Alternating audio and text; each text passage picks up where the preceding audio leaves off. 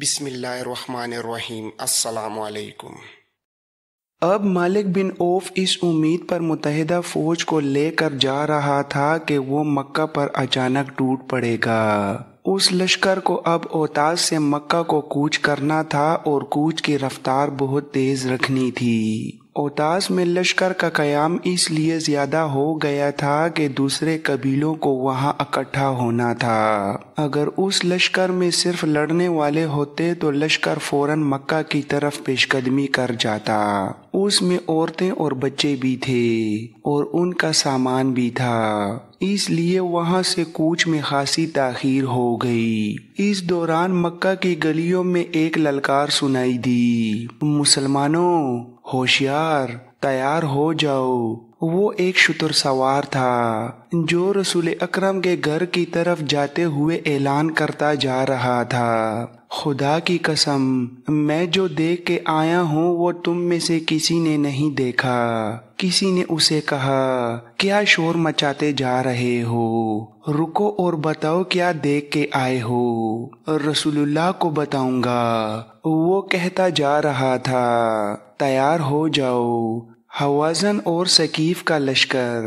رسول کریم کو اطلاع مل گئی کہ حوازن اور ثقیف کے قبیلوں کے ساتھ دوسرے قبیلوں کے ہزاروں لوگ اوتاس کے قریب خیمہ زن ہیں اور ان کا ارادہ مکہ پر حملہ کرنے کا ہے اور وہ کوچ کرنے والے ہیں۔ تاریخوں میں اس شخص کا نام نہیں ملتا جس نے اوتاس میں اس متحدہ لشکر کو دیکھا اور یہ بھی معلوم کر لیا تھا کہ لشکر کا ارادہ کیا ہے۔ مورخوں نے اتنا ہی لکھا ہے کہ رسول کریم کو قبل از وقت غیر مسلم قبیلوں کے اجتماع کی خبر مل گئی تھی۔ ان مورخوں کے مطابق اور بعد کے مبصروں کی تحریروں کے مطابق رسول اکرم کی خواہش اور کوشش یہ تھی کہ جنگ و جدل سے گریز کیا جائے اور ان غیر مسلموں کو جو آپ کو اور مسلمانوں کو دشمن سمجھتے اور آپ کے خلاف سازشیں تیار کرتے رہتے تھے، انہیں خیر سگالی اور بھائی چارے کے پیغام دیے جائیں۔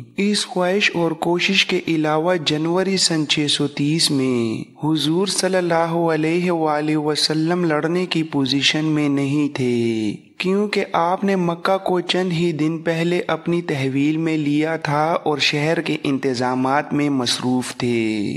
حضور کو مشورے دیے گئے کہ شہری انتظامات کو ملتوی کر کے دفاعی انتظامات کی طرف فوری توجہ دی جائے اور دشمن کے حملے یا محاصرے کا انتظار کیا جائے۔ رسول اللہ نے مشورہ دینے والوں سے یہ کہہ کر ان کا مشورہ مسترد کر دیا کہ ہم یہاں دفاعی مورچے بنا کر ان میں بیٹھ جائیں، اور جب دشمن کو یہ خبر ملے کہ ہم بیدار ہیں اور قلعہ بند ہو کے بیٹھ گئے ہیں تو دشمن مکہ سے کچھ دور خیمہ زن ہو کر اس انتظار میں بیٹھ جائیں گے کہ ہم دفاع میں ذرا سی کوتاہی کریں اور وہ شہر کو محاصرے میں لے لے یا سیدھی یلغار کر دے، تو یہ دشمن کو دعوت دینے والی بات ہوگی کہ مسلسل خطرہ بن کر ہمارے سروں پر بیٹھا رہے۔ اس دور کی مختلف تحریروں سے صاف پتہ چلتا ہے کہ رسول کریم نے یہ اصول وضع کیا اور مسلمانوں کو ذہن نشین کرایا تھا کہ دشمن اگر اپنے گھر بیٹھ کر ہی للکارے تو اس کی للکار کا جواب ٹھوس طریقے یعنی عملی طریقے سے دو۔ دوسرا یہ کہ دشمن کی نیت اور اس کے عزائم کا علم ہو جائے تو اپنی سرحدوں کے اندر بیٹھ کر اس کا انتظار نہ کرتے رہو، اس پر حملہ کر دو۔ اور حضور نے اپنی امت کو تیسرا اصول یہ دیا کہ ہر وقت تیاری کی حالت میں رہو اور دشمن کو احساس دلا دو کہ وہ تمہیں للکارے گا یا تمہارے لیے خطرہ بننے کی کوشش کرے گا تو تم بجلی کی طرح اس پر کوندو گے۔ مالک بن اوف اپنے خیمے میں غصے سے بار بار زمین پر پاؤں مارتا اور کہتا تھا، نہیں ایسا نہیں ہو سکتا، وہ اتنی جلدی کس طرح یہاں تک پہنچ سکتے ہیں؟ کیا ہم اپنے ساتھ غداروں کو بھی لائے تھے جنہوں نے محمد رسول اللہ کو بہت دن پہلے خبردار کر دیا تھا کہ ہم آ رہے ہیں؟ بوڑھے درید بن السمہ نے کہا، خود جا کر دیکھ لے مالک، اپنی آنکھوں سے دیکھ لے۔ اگر میں جھوٹ بول رہا ہوں تو اپنے دیوتا لات کو دھوکہ دے رہا ہوں۔ اس آدمی نے کہا جو دیکھ کے آیا تھا کہ مسلمانوں کا ایک لشکر جس کی تعداد کم و بیش 10,000 تھی حنین کے قریب آ کر پڑاؤ کیے ہوئے تھا۔ اس نے کہا، انہوں نے خیمے نہیں گاڑے، وہ تیاری کی حالت میں ہے، اور یہ بھی جھوٹ نہیں کہ اس لشکر کا سپہ سالار خود محمد الرسول اللہ ہے۔ مالک بن عوف غصے سے باولا ہوا چلا جا رہا تھا۔ وہ مسلمانوں پر اچانک ٹوٹ پڑنے چلا تھا۔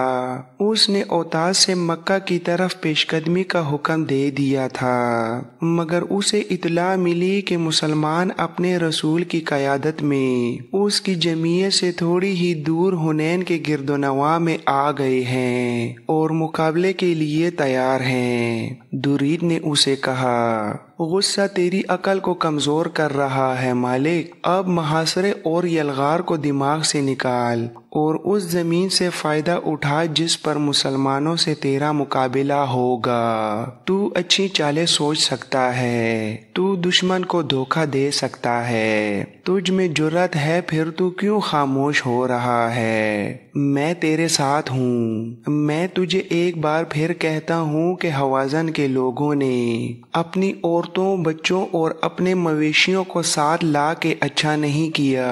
آ میرے ساتھ حنین کی وادی کو دیکھیں۔ وہ دونوں اس علاقے کو دیکھنے چل پڑے جہاں لڑائی متوقع تھی۔ رسول کریم کے ساتھ مجاہدین کی جو فوج تھی اس کی تعداد 12,000 تھی۔ اس نفری میں مکہ کے 2,000 ایسے افراد تھے جنہیں اسلام قبول کیے ابھی چند ہی دن ہوئے تھے۔ بعض صحابہ کرام ان 9 مسلموں پر بھروسہ کرنے پر آمادہ نہیں تھے، لیکن اللہ کے رسول کو اپنے اللہ پر بھروسہ تھا۔ ابو سفیان، اکرمہ اور صفوان بھی 9 مسلم تھے۔ یہ تینوں سرداری اور سالاری کے رتبوں کے افراد تھے جن کا 9 مسلم قریش پر اثر و رسوخ بھی تھا، لیکن دیکھا یہ گیا کہ یہ سب اپنے مرضی سے اس لشکر میں شامل ہوئے تھے۔ ایک مورخ نے لکھا ہے کہ ان تینوں نے مجاہدین کے لیے کم و بیش 100 زرہ بختر دیے تھے۔ یہ لشکر 27 جنوری سن 630 6 شوال سن 8 ہجری کی صبح مکہ سے روانہ ہوا اور 31 جنوری کی شام حنین کے گرد و نواح میں پہنچ گیا تھا۔ کوچ برق رفتار تھا۔ رسول کریم کو معلوم تھا کہ قبیلہ حوازن اور قبیلہ ثقیف لڑنے والے قبیلے ہیں اور ان کے قائد درید اور مالک جنگی فہم و فراست اور چالوں سے بخوبی واقف ہیں۔ اس لیے آپ نے ہر اول میں جن 700 مجاہدین کو رکھا وہ بنو سلیم کے تھے اور ان کے کمانڈر خالد رضی اللہ تعالی عنہ بن ولید تھے۔ حنین ایک وادی ہے جو مکہ سے 11 میل دور ہے۔ بعض جگہوں پر یہ وادی 7 میل چوڑی ہے، کہیں اس کی چوڑائی اس سے بھی کم ہے، اور حنین کے قریب جا کر وادی کی چوڑائی کم ہوتے ہوتے بمشکل 2 فرلانگ رہ جاتی ہے۔ یہاں سے وادی کی سطح اوپر کو اٹھتی ہے، یعنی یہ چوڑائی ہے۔ آگے ایک درہ نما راستہ ہے جو دائیں بائیں مڑتا ایک اور وادی میں داخل ہوتا ہے۔ اس وادی کا نام نخلۃ الیمانیہ ہے۔ راستہ خاصا تنگ ہے۔ مسلمانوں نے اپنے جاسوسوں کی آنکھوں سے دیکھا کہ قبیلوں کی متحدہ فوج ابھی اوتاس کے قریب خیمہ زن ہے، مگر جاسوس رات کی تاریکی میں نہ جانگ سکے، یا انہوں نے ضرورت ہی محسوس نہ کی کہ رات کو بھی دیکھ لیتے کہ دشمن کوئی نقل و حرکت تو نہیں کر رہا۔ دن کے دوران متحدہ قبیلوں کے کیمپ میں کوچ کے پیش قدمی کی تیاری کے کوئی آثار نظر نہیں آئے۔ کیمپ پر مردنی سی چھائی ہوئی تھی، کوئی سرگرمی نہیں نہیں تھی۔ 1 فروری سن 630 11 شوال سن 8 ہجری کی سحر مجاہدین نے اوتاس کی طرف پیش قدمی کی۔ اسکیم یہ تھی کہ دشمن کے کیمپ پر یلغار کی جائے۔ امید یہی تھی کہ دشمن کو بے خبری میں جا لیں گے۔ پیش قدمی مکمل طور پر منظم تھی۔ ہر اول میں بنو سلیم کے مجاہدین تھے جن کے قائد خالد بن ولید تھے۔ اس حیثیت میں خالد سب سے آگے تھے۔ اسلامی فوج کی نفری تو 12,000 تھی، لیکن اس باقاعدہ فوج کے ساتھ ایک بے قاعدہ فوج بھی تھی جس کی نفری 20,000 تھی۔ یہ مکہ اور گردونواں کے لوگ تھے جو فوج کی مدد کے لیے ساتھ آئے تھے۔ ایک واقعہ قابل ذکر ہے۔ اتنا زیادہ لشکر دیکھ کر بعض صحابہ کرام نے بڑے فخر سے کہا، کون ہے جو ہمیں شکست دے سکتا ہے؟ 2 مورخوں نے لکھا ہے کہ اس فخر میں تکبر کی جھلک بھی تھی۔ خالد اسلامی لشکر کے آگے تھے۔ وہ وادی حنین کے تنگ راستے میں داخل ہوئے تو صبح طلوع ہو رہی تھی۔ خالد نے اپنے گھوڑے کو ایڑی لگائی اور رفتار تیز کر دی۔ خالد جوشیلے جنگجو تھے اور جارحانہ قیادت پر یقین رکھتے تھے۔ وہ جب مسلمان نہیں ہوئے تھے تو قبیلہ قریش کے سردار اعلیٰ ابو سفیان سے انہیں سب سے بڑی شکایت یہ تھی کہ وہ انہیں کھل کر لڑنے نہیں دیتے تھے۔ ان کے قبول اسلام کی ایک وجہ یہ بھی تھی کہ انہوں نے رسول کریم کی عسکری قیادت میں وہ جذبہ دیکھا تھا جو انہیں پسند تھا۔ خالد رضی اللہ تعالی عنہ نے قبول اسلام سے پہلے اکرمہ سے کہا بھی تھا کہ میرے عسکری جذبے اور میدان جنگ میں جارحانہ انداز کی قدر صرف مسلمان ہی کر سکتے ہیں۔ رسول اللہ نے خالد کی عسکری اہلیت اور قابلیت کی جو قدر کی تھی اس کا ثبوت یہ تھا کہ وہ اتنے بڑے لشکر کے ہر اول کے کمانڈر تھے۔ صبح طلوع ہو رہی تھی جب خالد بن ولید کا ہر اول کا دستہ گھاٹی والے تنگ راستے میں داخل ہوا۔